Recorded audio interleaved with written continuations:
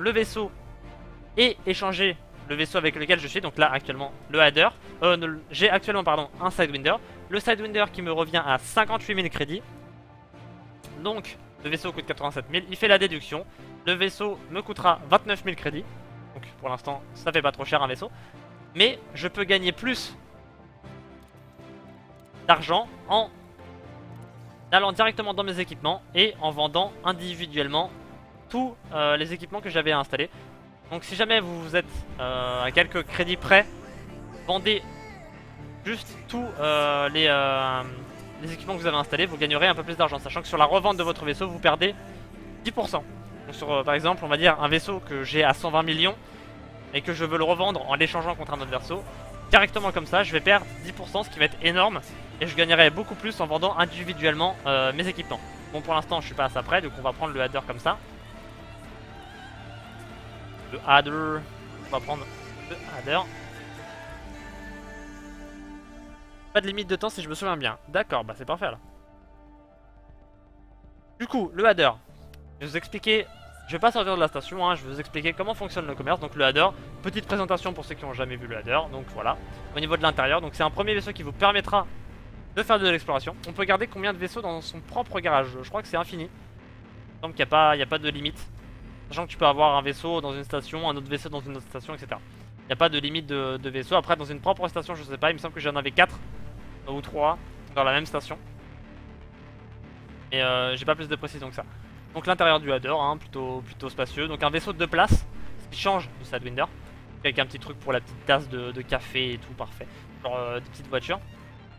Donc premier vaisseau que l'on peut avoir asymétrique, dans le sens où vous êtes du côté droit du vaisseau. Donc un truc encore à prendre en compte. Alors maintenant on va s'intéresser au commerce. Donc le commerce c'est simple. On va regarder, donc par exemple au niveau des demandes, pour savoir quoi ramener au retour. Donc on va faire un aller. Donc ce qui nous intéresse ici c'est la demande et leur supply, donc leur réserve qu'on a dans la station. Donc on va regarder par exemple ici hydrogène fuel, ils en ont plein. Donc height, medium et low. Low par exemple, voilà. Donc on va regarder height. Donc ici on a des food cat bridge. On va regarder ce qu'ils ont en height et ce qu'ils vendent cher. Le seul truc qu'ils vendent en cher, donc 34, donc buy 44, buy 94. Et ils livrent donc et ils exportent à Cremain. Donc ce qu'on va faire c'est qu'on va acheter ça. Hydrogène fuel. Et on va aller rapporter ça directement ici à Cremain. Donc Water Terminal, il n'y a qu'une station. Le vaisseau c'est un camping-car, c'est ça ouais, un camping-car.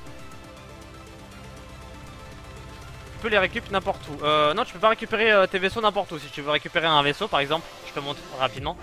Si je veux récupérer par exemple ce vaisseau là, le Vulture, je suis obligé d'aller à Fawaol, dans la station où se trouve le Vulture, et je le récupère. Le vaisseau reste dans ton hangar. Donc là par exemple j'ai échangé mon Sidewinder contre le Hadder, mais si j'aurais juste acheté le Hadder, le Sidewinder aurait été expliqué n'importe quoi. J'ai baissé un peu le son, je m'entends plus parler. Donc là par exemple si j'aurais acheté le Hadder tout seul, le Sidewinder aurait été stocké dans ce garage là. Donc on est où? On est à Yakabugai et on est dans quelle station? On est dans celle-ci, Cerebral Station. Du coup mon vaisseau aurait été stocké ici. Je vous montre rapidement où sont localisés mes autres vaisseaux. Donc si je veux récupérer, ici j'ai un vaisseau, mon fer de lance, il faut que j'aille à Cremain le récupérer. Si je veux récupérer ici mon hauler, il faut que j'aille à Chewie pour aller le récupérer. J'ai un vaisseau à Lave, donc qui est plutôt loin. J'ai un Anaconda qui se trouve à Lave, donc si je veux le récupérer, il faut que je fasse tout ce trajet. Et pareil, ici à Fawal, si je veux récupérer mon Vulture, il faut que je me déplace ici, dans la bonne station, pour le récupérer. En fait, quand vous achetez un vaisseau, vous laissez votre vaisseau actuel dans la station, ou vous échangez votre vaisseau actuel pour déduire le prix de votre prochain vaisseau. Donc ça marche comme ça, au niveau du garage. Mais tu ne peux pas, par exemple, ici, je ne peux pas récupérer mon Anaconda, il faut que j'aille le chercher. Du coup, on récupère le marché. Donc j'ai acheté, voilà, j'ai 6 de cargo en hydrogène que je vais aller vendre à Cremain. Donc on va les diriger vers Cremain. On regarde avant de partir que leur demande. Donc ils demandent des vêtements. Donc Consumer Technology en français ce sont des vêtements. Donc ils ont besoin de vêtements. Et ils rachètent à 7500 l'unité par tonne de vêtements. Donc ce qui est supérieur à la moyenne galactique. Donc ça peut être intéressant. Qu'est-ce qu'ils ont besoin? Ils ont besoin de synthétique meat, donc de la viande synthétique. Ils ont besoin de quoi d'autre? Ils ont besoin de microbial furnace, donc des fourneaux microbiens, il me semble en français. Ils ont besoin de cellules de progéniture, cellules, bref, on s'en fout. Alors, performance sensor, ce sont des augmentés. Mais en français, c'est quoi? C'est de la drogue là. Je sais plus ce que c'est en français. Donc ça peut être intéressant à noter. Du beryllium, qu'ils achètent en masse. Ils achètent aussi dans les minéraux, donc du lithium, du palladium, etc. Donc on va se diriger vers du beryllium. Donc vous voyez, moyenne galactique 8500. Ici, ils le rachètent 9000. Palladium, ils en ont besoin 14 000, 13 500. Donc on va peut-être se diriger vers du palladium si jamais ils en vendent. Si jamais ils en vendent pas à Cremain, on va se diriger vers du beryllium. Donc on va se diriger déjà vers Cremain. Hop. Donc 2 sauts pour Cremain. On est parti. Et tu ne peux pas garer un vaisseau avec du chargement, c'est ça. Pour garer un vaisseau, il faut qu'il soit complètement vide. Produit dopant, c'est ça, produit dopant, Tony Waza. Performance sensor. Enhancer. Du coup, là, via le marché, on a vu que ils avaient énormément. Donc j'ai acheté quoi ici? J'ai acheté, donc ils avaient beaucoup d'hydrogène fuel et qu'ils exportaient leur hydrogène fuel à Cremain. Vu qu'ils en ont beaucoup, je ne le rachète pas trop cher et je le revendrai normalement plus cher avec des bénéfices à Cremain. Donc on va se diriger à Cremain. Cremain n'a qu'une station, donc du coup ça va pas poser de problème. Donc voilà, le petit adder, je vous le montre de l'extérieur si jamais vous voulez le voir. Donc voilà, le petit adder. On en voit souvent hein, des adders quand on fait du bounty. Beaucoup sont recherchés. Donc un vaisseau qui peut vous permettre de faire de l'exploration sans trop de problèmes. Hop là. Allez, on va sauter directement. Donc on a 2 escales à faire. On passe par ce secteur. Pareil, un système anarchique. Donc par exemple, c'est possiblement un endroit où on peut trouver des pirates. Vu que je transforme du cargo, si ça se trouve, vu que je suis en jeu ouvert, je vais atterrir dans ce système là. Un joueur va m'intercepter, va me dire lâche ton cargo, je vais lui lâcher son... Enfin je vais lui... Si je ne veux pas mourir, je lui donne mon cargo. Et je reste en vie et du coup je devrais aller chercher du cargo. Et le joueur qui m'aura volé le cargo devra aller le vendre. J'ai failli exploser mon T9 full de rare. Putain, tu devais avoir beaucoup. Hein. Alors là par exemple il y a un joueur et ce joueur là aurait pu m'intercepter si jamais il avait le module adéquat. Donc Cremain, on se dirige vers Cremain qui se trouve là-bas.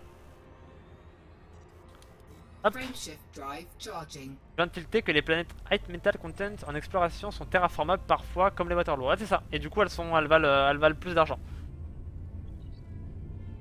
Les terraformables, on a les telluriques, les aqua world et les métalliques, ouais.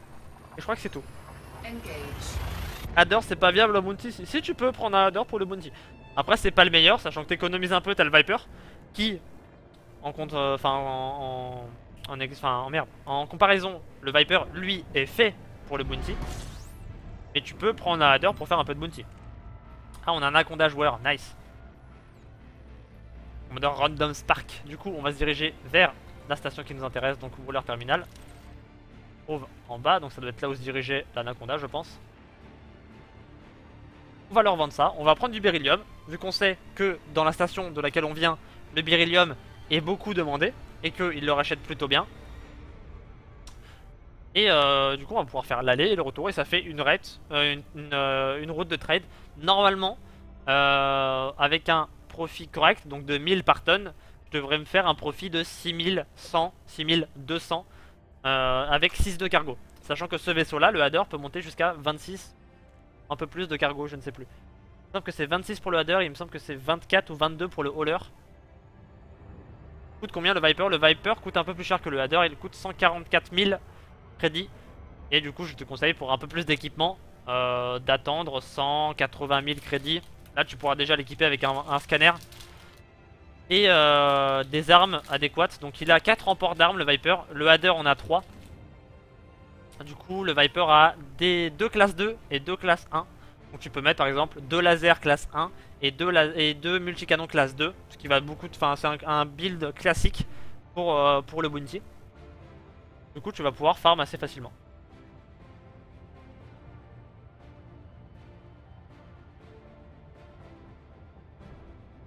Viewer. Ah non d'accord. C'était un mec qui s'appelait Viewer. Ah là là. Il y a encore des... Un Anaconda, donc c'est Random Spark. Je sais pas s'il intercepte le mec juste là ou pas. Ça a l'air d'être une interception là. Donc l'Anaconda a l'air d'intercepter des joueurs, donc faudra faire attention. On va remettre sur notre... hop, par terminal. Parfait, donc 7 secondes, 9 secondes, 8 secondes, 7, on décélère pour rentrer suffisamment vite, mais pas trop. Je pensais bien plus cher que 144 000, je pensais vers 1 million. Non, juste 144 000, c'est le premier vaisseau qui est viable pour le bounty. Après, le Viper, tu peux le garder pendant un moment et passer plus tard sur le Vulture qui, par contre, le Vulture lui est beaucoup plus cher. Mais en bounty, tu te fais pas mal d'argent et du coup, si tu optimises le bounty... Donc ce que j'ai pas précisé, c'est que le bounty, tu as deux instances différentes dans les sites d'extraction, parce que je n'ai montré que ça. Tu as une instance avec des gros vaisseaux dans laquelle on était, donc je suis tombé sur des anacondas, etc. Donc une grosse instance, et une petite instance où tu n'as que des petits vaisseaux. Et du coup avec le Sidewinder, autant chercher une grosse instance que tu peux déjà affronter des Imperial Clippers, etc. sans souci. Salut Silveria, comment vas-tu? Comment on chope les missions de rang? Pour les missions de rang, pour monter en rang, il faut tout simplement que tu fasses quelques missions pour la faction. Donc, par exemple des missions de livraison, des missions simples, hein, des missions de coursier, etc. Et ça va te faire monter ta réputation. Et au bout d'un certain moment, tu auras une mission, donc c'est promotion navale. Ils appellent ça en français. Tu l'as fait, donc par exemple ils vont te demander de faire une livraison, ils vont te demander de ramener des objets, de tuer peut-être une cible, ce genre de choses. Et du coup tu monteras en rang dans la faction voulue. Ça se fait tranquillement quoi. En faisant des petites missions, puis quand le jeu a décidé que c'était bon, bah il te donne la mission pour, et voilà. Donc là par exemple j'ai fait quelques missions pour la fédération et je n'ai pas eu la promotion navale. Ça peut prendre plus ou moins de temps après. Alors, par exemple je ne sais plus qui a eu 3 promotions navales tout à l'heure, donc est monté en 3 rangs assez rapidement. Moi ça fait un moment qu'au niveau de l'Empire et de la fédération je n'ai pas eu ce genre d'opportunité.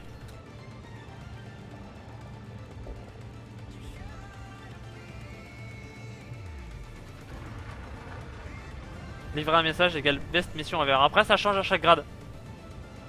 Genre tel grade va te donner, c'est fixe, tel grade va te demander d'aller livrer une mission, tel grade va te demander de leur apporter des objets, tel grade va te demander de tuer une cible. En tout cas pour l'Empire c'est fixe, pour la Fédération je sais pas, mais pour l'Empire c'est fixe, donc je pense que pour la Fédération ça fonctionne pareil. Hop putain j'ai tapé dans un joueur. Alors 44 c'est tout au fond.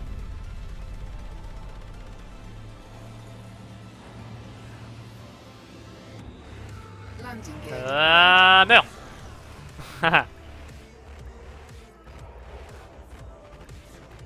Marche arrière là, marche avant, tranquille. Voilà. Donc là normalement on devrait faire des profits par rapport à ce qu'on a acheté dans l'autre station. Donc on va voir ça rapidement. Donc on sait qu'ils exportent, voilà. Et normalement... Ah non, je fais une vente à perte, donc c'est pas le meilleur endroit pour vendre l'hydrogène. Ah parce qu'ils en vendent aussi. Donc, par exemple ici, ils exportent... Ah non mais... On peut leur acheter, mais pourtant ils exportent pas, donc c'est bizarre. Là par exemple, voilà, ça peut être une couille qu'on vend à perte. Mais on sait que Beryllium, par exemple, donc le Beryllium qui se trouve ici, ils en vendent pas, mais ils vendent d'autres minéraux. Indium, qu'est-ce qu'ils avaient? Donc on va prendre de l'or. Ils ont pas beaucoup de minéraux ici. Donc on va prendre de l'or. L'or qui se vend plutôt bien, par contre il faut beaucoup d'argent. Donc là par exemple pour faire 6 cargos il me faut 56 000 crédits. Et du coup on va retourner, alors où est-ce qu'on était déjà? On était à Yakabugai il me semble. C'est ça, on était à Yakabugai, aucune idée de la station dans laquelle on était. On va vérifier sur le marché où est-ce qu'il faut aller. On peut pas monter la fête plus l'Empire bien évidemment, si on peut. Mais pour la, ouais, là, comme dit Vinsomnia, pour la 1.3 ça ne sera plus possible normalement. Il faudra choisir soit la fédération, soit l'alliance. Après tu pourras prêter allégeance à l'Empire, travailler pour l'Empire. Et si jamais ça te gave, rompre ton engagement et aller prêter allégeance à la fédération et monter la fédération. Tu auras des malus en quittant une sous-faction. Et du coup voilà. Ce qui empêche de changer évidemment comme on le veut. Donc j'ai acheté de l'or, donc cargo, 6 de l'or. Et ils exportent ici à Yakabugai, donc c'est ça. On va aller à Yakabugai. Donc la route, est-ce que je l'ai tracée? La route est tracée, donc on va décoller. Donc là voilà, c'est un fail, ça peut arriver en commerce. Donc par exemple, on avait vu qu'ils exportaient à Cremain. Au final, Cremain vend aussi du fuel. Du coup, ne me l'a pas racheté avec des bénéfices. Donc j'ai fait un peu de perte, j'ai fait 4 crédits de perte par tonne, donc ça va, c'est pas trop grave. Donc il faut faire des tests. Si on n'utilise pas de site, il faut faire des tests comme ça. Donc ça peut arriver dans la perte. Normalement, je sais que pour le retour, l'or, ils vont me le reprendre suffisamment cher puisqu'ils n'en vendent pas. On a vérifié. La station c'est Cerebrov station, c'est ça ouais, c'était la grosse station donc c'était Cerebrov. Bien vu, bien vu. Donc là normalement on va vendre avec des bénéfices. Du coup voilà pour le commerce, on peut utiliser tout simplement le marché que nous propose le jeu. Explique les permis de système. Les permis de système, en fait il y a des systèmes qui sont restreints, je vais vous en montrer un par exemple, donc Alliot. Moi Alliot je n'ai pas l'accès pour aller dans le système pour Alliot. Où est Alliot? Merci. Je vais vous montrer ça juste après. Je vais faire le prochain saut et je vais vous montrer ça. Je vais m'arrêter là, normalement je ferai pas grand chose. Au pire si jamais je me fais intercepter par un joueur et qu'il me tue, bah il aura rien compris au jeu, mais tant pis. Donc voilà, normalement il y a des systèmes que vous n'avez pas accès tout de suite. Et pour avoir accès à certains systèmes, par exemple, je vais vous montrer Alliot, vous allez voir ce que ça me dit. Donc Alliot est là. Alliot est là, quelque part ici. Alliot. Voilà, je ne peux pas aller dans ce système, voilà. Il me faut le système pour pouvoir accéder à Alliot. D'accord? Donc Alliot, pour avoir l'accès à ce système, il faut que je... Donc on voit que c'est un système de la fédération. Non, de l'Alliance, pardon. Donc vert, c'est l'Alliance. Donc il faut que je fasse quelques missions pour l'Alliance. Donc je vais aller dans les systèmes à côté pour faire quelques missions. Et au bout d'un moment, ils vont me donner l'autorisation pour Alliot, avec certains rangs navals, etc. Du coup c'est pareil. Quand vous travaillez, faites des missions pour la fédération, au bout d'un moment vous aurez une promotion en rang. Et certains rangs vous donne l'autorisation pour aller par exemple dans le système solaire. Par exemple pour l'Empire, vous donnera l'autorisation pour aller dans le système, donc dans la capitale Atchenar, dans un système militaire face essai, etc., etc. Donc quand vous montez en rang, vous avez des autorisations de système qui se débloquent. L'Alliance est la seule faction qui n'a pas de rang, donc il suffit juste de faire des missions et vous n'aurez pas de promotion navale, vous aurez juste l'accès qui va se débloquer comme ça. Et donc voilà. J'expliquais vite fait les zones de guerre. Du coup les zones de guerre c'est tout simplement quand deux sous-factions dans un système se font la guerre. Si vous voulez participer à cette guerre, vous entrez dans la zone de conflit. Vous aurez sans doute d'ailleurs dans le système, dans des stations, des missions qui vous demandent de participer aux zones de guerre. Une fois que vous avez pris ces missions, donc c'est préférable de prendre les missions quand même, vous allez dans une zone de conflit, soit faible intensité pour être plus tranquille, soit forte intensité si vous avez un bon vaisseau. Vous allez dans votre panel de droite, je vais vous montrer ça rapidement. À quoi ça sert d'aller à Alliot? Dans certains systèmes, il y a par exemple des réductions. Donc par exemple à Alliot, il y a 10% de réduction sur un ASP, donc ça peut être intéressant. Donc pour les zones de conflit, vous allez dans fonction. La faction, donc faction sera disponible. Vous pourrez choisir entre les deux camps qui se font la guerre. Vous choisissez le camp qui vous plaît le plus. Donc par exemple si vous montez la fédération, vous choisissez la faction, la sous-faction de la fédération qui se battra sans doute contre des indépendants. Donc pour monter la réputation de la fédération. Et une fois que le camp sera choisi, vous aurez vos alliés sur votre radar et les ennemis apparaîtront. Et c'est à partir de ce moment-là que quand vous allez tuer des ennemis, vous allez toucher des sommes de zones de conflit. Donc des sommes fixes, par exemple un Viper ça sera 10 000 crédits, un Anaconda il me semble que c'est 36 000 crédits, etc. etc. Donc c'est des sommes fixes dans les zones de conflit. Et une fois que vous en avez marre, vous retournez dans une station, vous allez dans l'onglet contact, vous allez dans le sous-onglet récompense de combat et vous allez pouvoir récupérer votre butin. Et si jamais vous avez des missions, vous pourrez rendre vos missions en même temps. Chaque système a permis de donner des droits et des stations spéciales, des réducs, des routes commerciales intéressantes, etc. C'est ça. Par exemple, FACC qui est un système que tu débloques très tard chez l'Empire. Donc c'est un système où il faut un permis et un haut rang chez l'Empire pour pouvoir y accéder. Il y avait un événement communautaire qui s'est déroulé là-bas. Et du coup si tu n'avais pas l'accès, tu ne pouvais pas participer à l'événement communautaire. Il te fallait absolument l'accès à cette station, à ce système pour pouvoir y aller. Et du coup tu peux avoir accès à certaines stations, certains systèmes avec les rangs des factions. Mais il y a un système que tu peux avoir accès uniquement si tu es backers du jeu. Donc si tu as participé au crowdfunding du jeu donc il y a quelques temps. Ou alors si tu atteins le rang élite. Donc le rang élite qu'est-ce que c'est? Donc là vous voyez à gauche je suis en rang combat je suis Dangerous. En trader je suis Broker. Et en explorateur je suis Pathfinder. Et du coup une fois le rang élite atteint dans l'un de ces trois, donc soit en combat, soit en commerce, soit en exploration, vous aurez accès à un système qui se nomme Shinrata Dezra. Et dans la station de Shinrarta d'Ezra, vous aurez, il me semble, 10% de réduction sur tous les vaisseaux, sur tous les équipements et que propose la station. Vous pourrez payer vos vaisseaux moins cher et les équiper moins cher. Ça peut être intéressant. Par contre, je suis mort une fois dans une zone de conflit et les 2 zones à côté ont disparu après mon respawn, c'est normal. Quand tu respawns directement, c'est possible que les zones n'apparaissent pas sur ton navigation. Il suffit juste de sortir de la station et peut-être que ça apparaîtra. Et si ça a complètement disparu, soit la guerre est finie, soit c'était tout simplement un bug, je sais pas trop.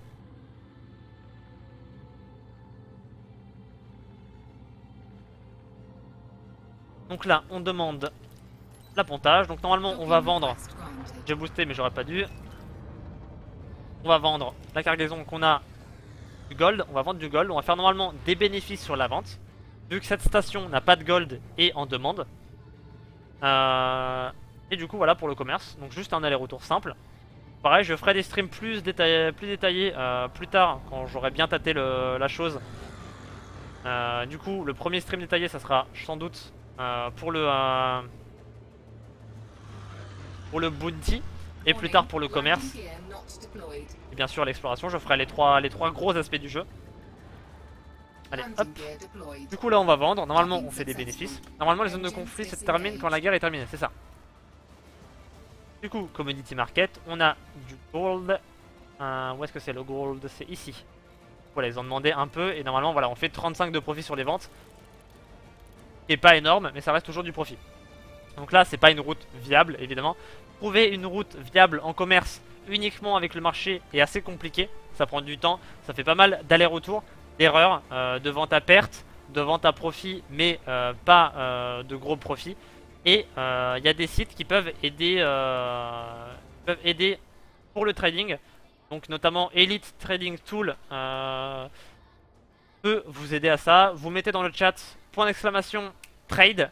Et du coup normalement Nightbot va vous mettre le site. Et du coup vous pouvez vous aider de site à côté pour le trading. Merci tu fous rien pardon pour le follow et bienvenue sur la chaîne. Donc voilà pour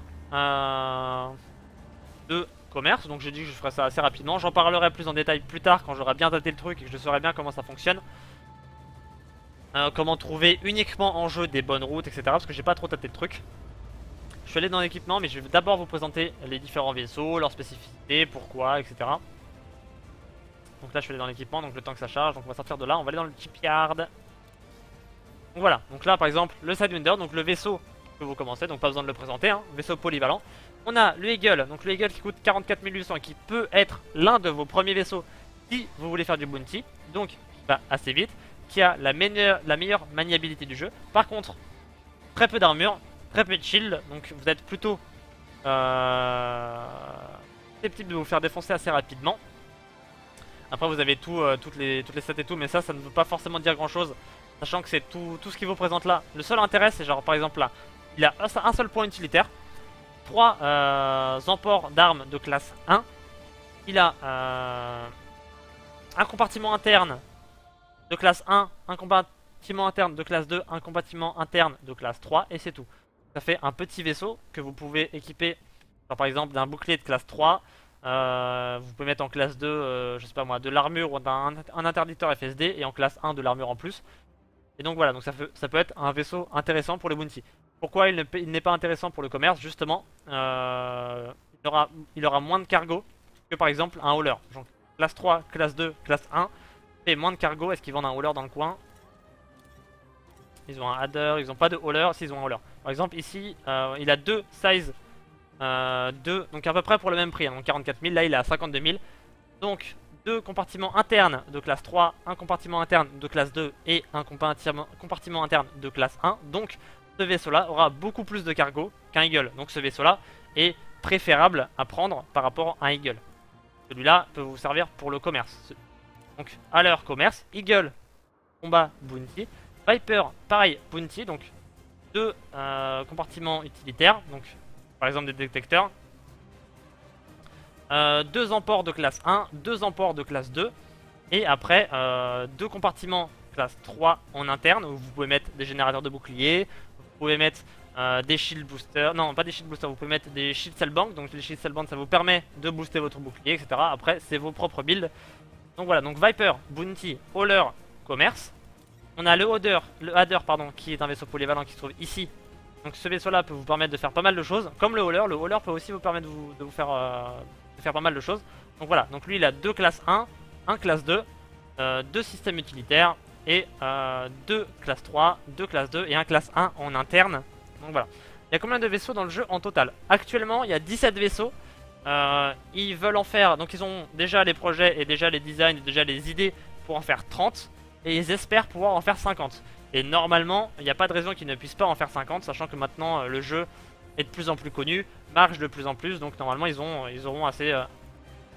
ils auront de quoi faire, ils auront les retours des joueurs, etc. pour pouvoir en faire plus que 30. Donc je pense on peut s'attendre plus tard, donc dans 1 an, 2 ans, à avoir 50 vaisseaux.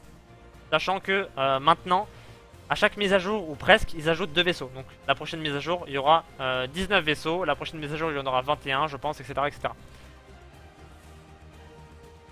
Et pas mal, surtout pour des tracés multiples.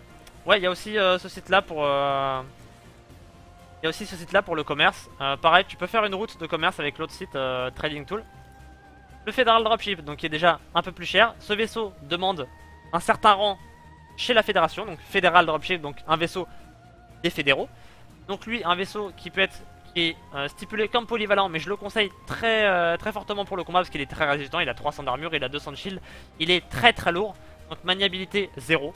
Il est très lourd, je l'ai eu en main, il est, enfin, c'est vraiment le vaisseau le plus lourd, on le sent quand on le pilote. On part vite, quand on booste pour se remettre en position, c'est assez compliqué. Du coup voilà, donc 4 emport classe 2, 1 classe 3, etc. Donc vaisseau que je conseille pour le combat. Celui-là, vaisseau pour le combat.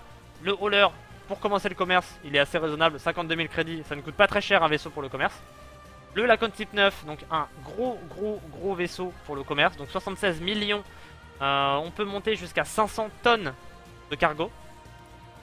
Le Sandwinder, donc le vaisseau de début qui est polyvalent. Le Eagle, je le rappelle, qui est un vaisseau pour le combat. Le type 7, qui est lui aussi un vaisseau pour le commerce. Donc un vaisseau Lacon. Les Lacon sont très souvent des vaisseaux de commerce. L'ASP qui lui, son nom complet c'est ASP Explorer, voilà, The ASP Explorer, donc un vaisseau qui est idéal pour l'exploration, mais qui peut être très bien pour le combat, tout simplement parce que 4 Small Emport Points, donc 4 emports de classe 1, donc 4 armes déjà de base de classe 1 et 2 armes de classe 2. Vous mettez par exemple 2 armes, 2 lasers classe 2, 4 multicanons et vous êtes parti, vous pouvez faire du bounty sans problème avec ce vaisseau. Il est assez résistant, 210 de résistance. Pas mal de shield, plutôt maniable, plutôt rapide, il n'y a pas de problème. Vous pouvez faire de l'explo, vous pouvez faire du commerce aussi. Il y a un classe 6, un classe 5, un classe 3 classe 3, 2 classe 2 en compartiment interne. Donc ça fait pas mal de cargo. Donc ASP, vaisseau polyvalent. L'Anaconda, vaisseau polyvalent, donc le vaisseau le plus cher du jeu, qui coûte extrêmement cher à équiper, Pour vous donner une idée, 146 000 le vaisseau, ok, le meilleur générateur coûte 160 millions. Donc le meilleur générateur coûte plus cher que le vaisseau, tout va bien. Donc voilà.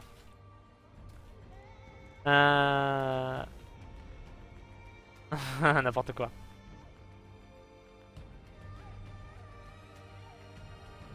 Ensuite l'Anaconda, donc le vaisseau le plus cher du jeu. Un Hadder, vaisseau polyvalent raisonnable pour le début du jeu. Federal Dropship et on a fait le tour. Du coup pour les vaisseaux qui se trouvent dans cette station, ça vous donne à peu près une idée. Sachant que sur le wiki officiel, vous avez bien sûr les vaisseaux répertoriés par leur utilité. Donc que ce soit le combat, que ce soit la polyvalence, que ce soit le commerce, etc. Après, bien sûr, le jeu vous permet et vous propose, si jamais vous le voulez, de prendre un T7 qui est normalement fait pour le commerce, de l'équiper pour le combat et d'aller faire du combat. Vous pouvez faire ce que vous voulez avec vos vaisseaux. Je peux prendre, je sais pas moi, on va dire un Viper qui est prévu pour le combat et d'en faire un vaisseau de commerce. Après vous faites ce que vous voulez. Vous avez au niveau des équipements, vous pouvez, il n'y a pas de, par exemple un vaisseau de combat ne va pas vous proposer que des items de combat. Pour tous les vaisseaux vous avez toujours la même liste d'items selon les stations bien sûr. Des stations ne vendent pas forcément tout. Et du coup après vous équipez votre vaisseau comme on le veut. Par exemple le Hadder, là maintenant je vais l'équiper pour le minage et on va aller faire un peu de